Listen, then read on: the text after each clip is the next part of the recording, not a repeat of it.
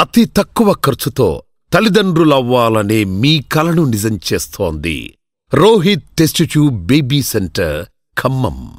BRS ప్రభుత్వం ఉన్నప్పుడు education system ఏ విధంగా ఉండేది? బీఆర్ఎస్ ప్రభుత్వం నుండే మనకి తెలంగాణ స్టార్ట్ అయింది. ఎస్, అక్కడ నుండి మన కేటీఆర్ సార్ ఏదైతే కేజీ టు పీజీ అన్నాడో అది ఈ రోజు వరకు ఇంప్లిమెంట్ కాలే. ఆయన లాస్ట్ 10 years గవర్నమెంట్ ఉన్నంత వరకు కూడా ఇంప్లిమెంట్ కాలే. ఓకే, సో అది ఫాల్స్ ప్రామిస్ అని అర్థమైపోయింది. సో ఇప్పుడు బీఆర్ఎస్ ప్రభుత్వం చూసుకున్నాం అనుకో, ఇప్పుడు నేనేమైతే బ్లండర్ చెప్పినావో ఆడికింద స్టార్ట్ అయిపోతూ వచ్చినాయి.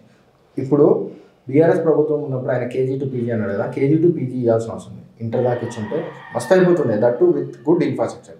ఆయన ఏం చెప్తాడు తెలుసా, రీసెంట్ ఇంటర్వ్యూలో ఆయనతో అయినప్పుడు నేను మస్తు హ్యాపీ ఉంటా, గురుకుల్లో రీసెంట్ ఐఐఎం ఐఐటీలకి నుంచి అబ్బాయిలు వచ్చి అమ్మాయిలు వచ్చి అని చెప్తాడు. 100 మంది గురించి మాట్లాడుతున్నాను, కొన్ని లక్షల మంది నీకు స్కూల్స్లో కనిపిస్తారు. ఆ స్కూల్స్లో కనిపించినప్పుడు వాళ్ళ గురించి నువ్వు ఎందుకు కాన్సన్ట్రేట్ చేయాలి? జెడ్పీహెచ్ఎస్ స్కూల్స్ నేను పర్టికులర్గా మాట్లాడేది, అంటే వాళ్ళకి ఆ ఎలిజిబిలిటీస్ లేవు వాళ్ళకి. ఓకే, వాళ్ళ గురించే నేను మెయిన్ కాన్సన్ట్రేట్ చేసేది. యాక్చువల్లీ నువ్వు ఆర్టీఈ ఇవ్వాలి. ఆర్టీఈ ఏంది? రైట్ టు ఎడ్యుకేషన్ యాక్ట్ ప్రకారం నువ్వు ఏదైతే ప్రైవేట్ స్కూల్స్లో 25% కోటా ఉంటుంది పావర్టీ లైన్లో ఉన్న వాళ్ళకి. ఆ కోటాని లాస్ట్ 10 years ఎత్తేసిర్రు. ఏ బేసిస్ మీద తెలుసా? ప్రైవేట్ స్కూల్సే చెప్తారు, కుళ్ళం చెప్తారు. ఏమంటారు తెలుసా, గవర్నమెంట్ పెట్టొద్దు అన్నది భయ మాకు ఆర్టీఈ. ఏం స్టేట్మెంట్ ఏంటంటే వాళ్ళు మంచిగా ఉండరు, కొంచెం డర్ట్ ఉంటారు, సో దానివల్ల. అండ్ ఇంకొకటి మాకు రీఎంబర్స్మెంట్స్ ఇస్తలేరు, గవర్నమెంట్ నుండి వస్తలేవు, సో దానివల్ల మేము తీసేసినాం అని చెప్పి ప్రైవేట్ స్కూల్స్ కుల్లం స్టేట్మెంట్స్ ఇస్తాయి, ఆర్టికల్స్ వస్తాయి న్యూస్ పేపర్లో.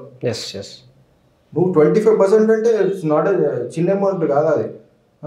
చాలా మంది స్టూడెంట్స్ నువ్వు ప్రైవేట్ స్కూల్లో చదువుకునే అర్హతను తీసేసినావు, దట్టు 6 years నుండి 14 years. అంటే నువ్వు సమ్వేర్ 8th class దాకా చదువుకోవచ్చు ఒక స్కూల్లో ఫ్రీగా, పవర్టీ లైన్లో ఉన్నావు. ఒక మంచి ఎడ్యుకేషన్ ఆ స్టాండర్డ్స్తో అది తీసేస్తే నువ్వేం బెటర్ చేసినావు ఎడ్యుకేషన్ మీద? నువ్వు స్టార్టప్స్ గురించి మాట్లాడుతున్నావు, యంగ్ ఇండియన్స్ గురించి మాట్లాడుతున్నావు. నువ్వు ఫస్ట్ ఎడ్యుకేషన్ డెవలప్ చేయాలి భయ్. మీరు ఎడ్యుకేషన్ మంచి ప్రాపర్ ఎడ్యుకేషన్ ఇచ్చినతో మాట్లాడదాం స్టార్టప్ గురించి. ఈరోజు స్టార్టప్స్ పరిస్థితి కాదు, నువ్వు కనీసం ఆ పోరలకి జాబ్స్ వచ్చే పరిస్థితి లేదు. 100లో 20 members ఇంజనీర్స్కి మాత్రమే జాబ్స్ ఉన్నాయి ఈరోజు. ఇంకా ఇన్ఫ్లేషన్ రెసెషన్ పెరుగుతుంది. రేపు పొద్దుగాల ఇంకా వీళ్ళ దాంట్లో ఎంతమంది జాబ్స్ పోతాయో. రైట్ నౌ ఇండియా కొంచెం సేఫ్ స్టేట్లో ఉందనుకో, ఇప్పుడు వేరే కంట్రీస్లో అయితే జాబ్లే తీసేస్తారు, ఎగరేస్తారు మొత్తం జాబ్లు.